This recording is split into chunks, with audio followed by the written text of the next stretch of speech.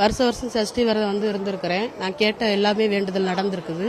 முருகன் எனக்கு நடத்தி கொடுத்துருக்கிறாரு. அதனால எப்பவும் வந்து பால் பழம் இருப்பேன், இல்லாட்ட ஒரு வேற சாப்பாடு சாப்பிட்டு விரதம் இருந்திருக்கேன். இந்த வருஷம் வந்து 6 நாள் ஆச்சு. இந்த வருஷம் வந்து வெறும் தண்ணி மட்டும்தான், வேற எதுவும் கிடையாது. மிளகு விரதம் சொல்லி ரொம்ப சாகுற நிலைமையில, ரொம்ப கஷ்டப்படுற நிலைமையில இருக்கிறவங்க இந்த மிளகு விரதம், இந்த மாதிரி தண்ணி மட்டும் குடிச்சு விரதம் இருக்கிறவங்களுக்கு கண்டிப்பா ஒரு வாரம் 10 நாள்லயே பலன் கொடுப்பாரு. 6 நாள் முடிஞ்சு சூரசம்காரம் பண்ணுவாங்க. அது என்ன தத்துவம்டா, சூரசம்காரம் வந்து எல்லா மனசுல இருக்கிற, அதாவது அவரை அழிக்கிறது இல்லை, அவரை ஆட்கொள்றது. சூரனை வந்து ஆட்கொள்றது. அவரை முருகன் வந்து யாரையுமே அழிக்க மாட்டார்.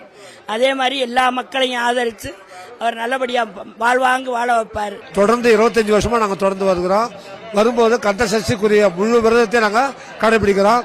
இன்னைக்கு முடிஞ்ச அளவு பேசாத இருப்போம். இருந்தாலும் இன்னைக்கு தவிர்க்க முடியாத காலத்தால் நாங்கள் பேசுறோம்.